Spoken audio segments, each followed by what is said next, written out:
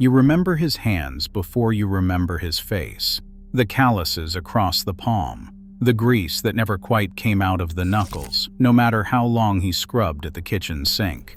The way he held the steering wheel with one hand driving home from work, the other arm resting on the window frame, elbow out, summer air coming through. You knew what time it was by the sound of his boots on the kitchen floor. 5:45, maybe 6. The screen door, then the boots, then the scrape of a chair. The evening paper folded under his arm. His coffee mug on the end table next to the recliner, and nobody else touched that mug because it was his. The television with the antenna pulling in one channel clear and 2 channels fuzzy, and the news was on whether anybody wanted it or not. You thought this was how a life sounded when it was holding together. Boots on the floor, chair scraping back, supper on the stove, the mortgage paid on Friday, the car starting on cold mornings, his mug waiting where he left it, as if tomorrow had already been arranged. If you were born between 1955 and 1964, you already know what happened to that deal. You spent your whole life watching what happened to the baby boomers' promise, because you were supposed to get it next. You watched your father keep it for 30 years, and then you watched it disappear. Somewhere between those boots on the floor and the day he stopped believing in retirement, something got taken. Maybe he never said it out loud because men like that didn't. They just went quiet in places they used to laugh. If you can still hear those boots on the kitchen floor, you already know who we're talking about. Your childhood smelled like cut grass and rubber hose water. You came home from school and the house was empty. Not abandoned, empty, just quiet. Your mother was at work, or she was about to be. Your father was already gone. The key was on a cord around your neck, and you wore it under your shirt so nobody could see it. One kid in the neighborhood almost choked on hers going down the metal slide at recess. The cord caught on something, and the teacher had to pull it off her neck while she turned blue. She was told to be more careful. She cried for a minute, rubbed her neck, and was back on the monkey bars by next recess. You carried your books home in your arms. Boys held them down at the side, gripping the stack with one hand. Girls carried them in the crook of their elbow against their chest. There were no backpacks, not a single backpack anywhere. Your lunchbox was metal, and it had a TV show character on it. Snoopy, the Wild Wild West, Gomer Pyle. You traded half your sandwich with the kid next to you, and nobody's mother had written a note about allergies because that wasn't a thing yet. The lunchbox had a thermos that fit inside a little bracket, and if you were lucky, the thermos matched the lunchbox. And that was about as good as your social status got in the 3rd grade. After school, you got on your bicycle. Banana seat, tall handlebars, a playing card clipped to the spokes with a clothespin to make it sound like a motor. That bicycle was everything. It was your car, your freedom, and your map of the known world. The whole neighborhood measured in blocks you could ride before the streetlights came on. You rode to the creek. You rode to the vacant lot where somebody had left half a car rusting in the weeds, and you climbed on it like it was a spaceship.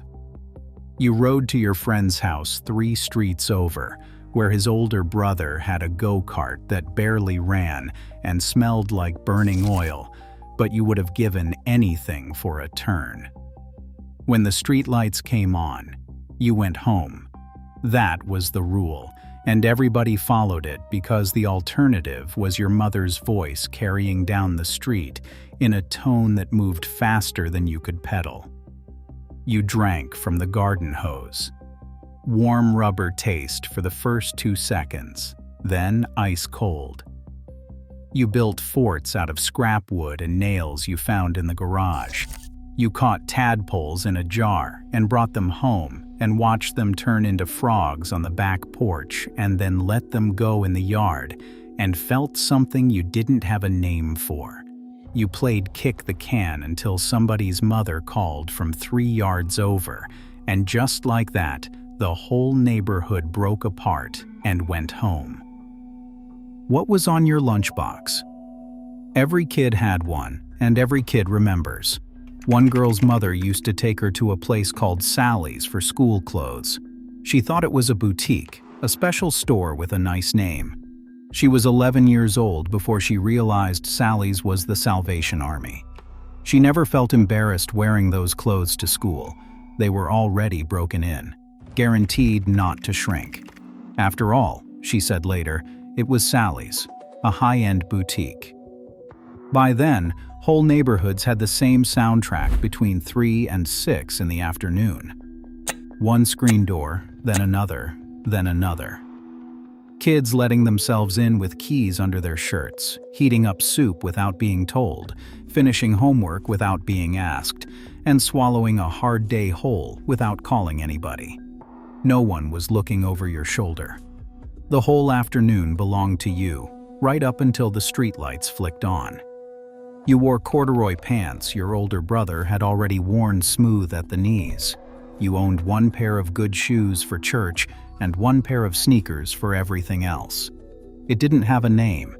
It was just the key on the string, the quiet house, and dinner starting whenever your mother got home. You didn't live through the 1960s. You watched them on television. The assassinations, the marches, the war footage with the body count read every night like a box score. You saw it from the floor of the living room, while the adults talked above you in voices that got louder and then went quiet when they noticed you were listening. You didn't understand all of it, but you understood the feeling in the room. The world was doing something that scared your parents, and your parents didn't scare easy. You remember Woodstock, but you weren't there. You were 7. You remember the moon landing, but you were 5. And what you actually remember is the way the television looked that night. Everyone crowded around it, and somebody's hand on your shoulder pushing you closer so you could see. You remember your older brother's muscle car in the driveway, the rumble of it when he turned the key, the way he'd let you sit in the front seat while it was parked. By the time you were old enough to drive, they didn't make cars like that anymore. You got an Econo box with a 4-cylinder engine that sounded like a sewing machine. Maybe your older brother got the Camaro and the Union card. Maybe by the time your turn came, both were gone. They walked out of high school into union jobs, bought houses on one income, and retired with a pension. You graduated into something else entirely. Same family, same dinner table, same parents. Different planet. Your older siblings remember the Beatles on Ed Sullivan. You remember gas lines and Watergate reruns after school, and your parents going quiet around each other in a way they hadn't before. You remember odd and even days at the gas station. If your license plate ended in an even number, you got gas on even days. You sat in the back seat of the car in a line that wrapped around the block and watched your father's hands tighten on the steering wheel while the needle sat on empty and nobody said a word. By the mid-70s, every block seemed to have one house where the dad's car stopped showing up. One day, your father's recliner was in the living room, and the next week, there was a square of carpet where it used to be, and nobody sat you down to explain it. You learned to read the silence, the missing jacket by the door, the extra place at the table that stayed empty. You figured it out on your own, the same way you figured out everything else. You didn't experience the counterculture. You inherited the hangover. Your older siblings got the summer of love. You got the long, strange morning after, with the dishes still in the sink, and nobody sure who was supposed to clean them up. They had the British invasion and protest songs. You had disco, then punk, then new wave. You made mixed tapes on a cassette recorder held up to the radio speaker. And if someone in the house flushed the toilet during the bridge of your favorite song, that flush was on the tape forever. You wore the tape thin, rewinding to the good parts, and you never threw one away. By the time you walked across the stage, the grown-ups had stopped saying "the future" like it was good news. It hardly mattered which year your diploma said. Everywhere you went, somebody was already ahead of you in line, holding the same paper, asking for the same job. You licked envelopes, bought stamps, ironed shirts, waited by the phone, and heard nothing but dial tone, and your mother asking if anybody had called. One month, you were in a cap and gown. The next month, you were in a paper hat, taking lunch orders a mile from the campus that told you the world was waiting. And that did not last either. A woman in Northwest Indiana grew up watching the steel mills run 3 shifts. Her father worked there. Everybody's father worked there. You could get a summer job at the mill as a teenager and earn real union wages. By the time she was old enough, those jobs were gone. All of them. She went on 25 job interviews in a single year and walked away from everyone being told she had no experience. She kept hearing the same sentence at every interview, as if 18 were somehow already too late. You showed up exactly when the door started closing. They told you to dress sharp, shake hands, and stay optimistic. Then you walked into offices where the receptionist was already saying they were not taking applications. And if you somehow scraped together enough to buy a house, the monthly payment looked like punishment. Your older brother had signed papers and gotten a house. You signed papers and got 30 years of holding your breath. You watched factories close one after another. Men your father's age walking out the door with cardboard boxes, squinting in the daylight like they had forgotten what the parking lot looked like at 2 in the afternoon. Then it was supposed to be your turn, and there were no factories left to walk into. Every town had a building with a chain on the gate that used to employ half the zip code. And somehow, in the middle of all that, you kept the lights on. You worked 2 jobs, not for a summer, for decades.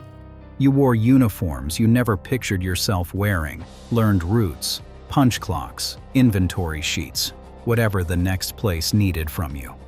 When the company folded, you found another one before the severance ran out. When that one moved overseas, you found a third. If it hurt, you said you were tired. If it scared you, you said nothing. One day, the forms were paper.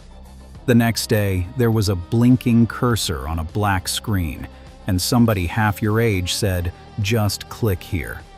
So you stayed late, learned it after hours, and came back the next morning acting like you had known it all along. Now the younger ones lean over your desk when the printer jams, and you help them without mentioning how late in life you had to teach yourself all of it. You signed tuition checks at the kitchen table and told the kids not to worry about it, even when you were worrying enough for all of them. Then one day, they told you the house you had been paying on for years was worth less than the debt hanging off it, and you just kept mailing the check. It is paid off now. You own it free and clear, and you still do not trust that it is really yours. One of you wrote, "I have money, a pension, Social Security, and I still wake up feeling like it could all disappear." You fix things on Saturday mornings in the garage. The radio on the workbench tuned to something familiar. Coffee from the pot that had been on since 6. Your kids were inside, and they did not know what you were thinking about because you never told them. You never told anyone. You just kept working. Every town had that one factory that gave the whole zip code its rhythm. What was the name on the sign in your town? You know exactly who this is. You watched them come home tired and pretend they were not. Too young to retire, too old to get hired, too broke to stop. So you laugh, because sometimes laughing is cheaper than panicking. Picture a Friday evening, 1986. Maybe 1987. Your father comes home from work and you can tell it is payday by the way he walks. A little looser in the shoulders. He does not announce it. He never announces anything. But the bills are covered for 2 more weeks, and that changes the air in the house the way an open window changes a room in spring. Your mother has something good on the stove. Pot roast maybe, or chicken with the skin on and potatoes from a bag. Nothing fancy, but the whole kitchen smells like a Friday is supposed to smell. The windows are open because the weather turned, and it is that 1 week in May where you do not need the heat or the air conditioning, and the evening light comes in gold and warm and stays until almost 8. Somebody down the street is cutting grass. You can hear it through the window, and the smell comes in with the breeze. The kids are at the table doing something that does not require your attention, and for once you are not calculating anything in your head. After dinner, he goes out to the garage. Not to fix anything tonight, just to stand there for a minute in the quiet. His tools are on the pegboard, each one in its outline, each one where it belongs. The workbench is wiped down. There is a calendar on the wall from the auto parts store, still turned to the right month because he is the kind of man who turns it on the 1st. Somewhere in his head, maybe not written down but certain, there is a retirement date. 55, 60 at the latest. 30 years in, and the company shakes your hand, and the pension starts arriving, and you go fishing on Tuesdays because for the first time in your life, nobody needs you to be anywhere. Maybe you drive out to the lake. Maybe you finally build that deck your wife has been asking about. He could almost see it. A tackle box in the trunk. Weekday mornings with nowhere to be. Coffee while the sun came up over the lake instead of the parking lot. He believes this because his father got it. His uncle got it. His older brother got it. Every man on his block who kept the deal got what the deal promised. The lights in the garage are warm, and the coffee is still lukewarm in the mug he brought out from the kitchen, and the neighborhood is quiet, and he is standing in the middle of a life that is doing exactly what it is supposed to do. He stands there a little longer than he needs to, looking at the pegboard and the clean bench, letting himself believe the hard part is nearly over. He does not know yet that the date in his head is already being moved by men he will never meet. First, the parking lot stopped filling up. Not all at once.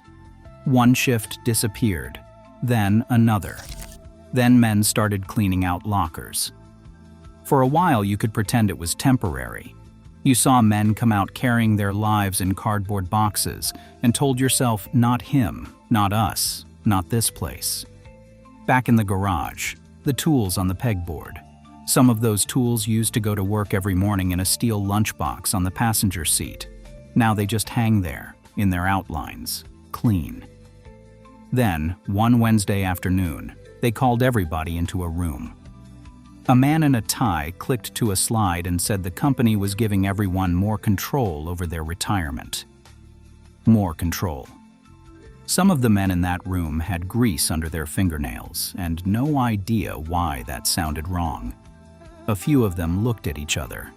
Most of them just sat there.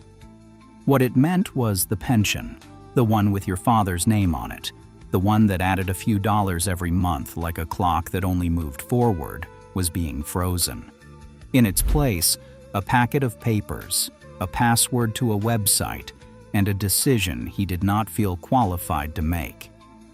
He walked out of that room holding a folder he would put on the kitchen counter and not open for 3 days. It happened so quietly, most people did not understand it until years later. One day, retirement was something a company owed you for a lifetime of showing up. The next day, it was a pile of forms, a market chart, and the feeling that if this went wrong, it would somehow be your fault. One of you said, "My dad got a pension he could count on. I got a packet, a password, and a knot in my stomach." And then people started doing the numbers at their kitchen tables. Some got to their 60s and realized the number they had spent a lifetime building would not carry them very far. For many, it would not even cover the basics. If you had a college degree, maybe you had saved enough to stretch. If all you had was a high school diploma and 30 years of showing up every morning, the number in that envelope was not enough to let you rest. Every time it should have gotten easier, something else gave way under them. Recession when they entered the workforce. Recession again when they should have been in their peak earning years. And now, at the finish line, they were the ones left standing when the promise ran out. What happened to them has a name now. They call it the Boomer Retirement Crisis. But for the generation that arrived too late, it was never a crisis. It was just the last page of a story that started going wrong before they were old enough to read it. The boots are still by the recliner. The mug is still on the end table. The paper, well, nobody gets the paper delivered anymore. But the chair is there. And the man who sat in it worked every day of his adult life. He kept every promise he made. He showed up when the alarm went off and came home when the shift was done. He fixed what was broken and paid what was owed, and never once asked anybody to feel sorry for him. He didn't march on Washington. He didn't go to Woodstock. He didn't write a manifesto or start a movement or end up on the cover of a magazine. And somewhere along the way, people started talking about his generation as if all of them had been handed the same easy life. He just kept the deal. And the deal didn't keep him. That's the part nobody said out loud. Not the Saturday itself, but what was already slipping away underneath it. If that sounds like your house, stay with us. There's more of it to remember. There used to be a department store downtown with your city's name on the building. Your mother bought your school clothes there. Your grandmother bought a dress there for the biggest day of her life. The sign is gone now, and so is the feeling that places like that would always be there. That story is sitting right behind this one.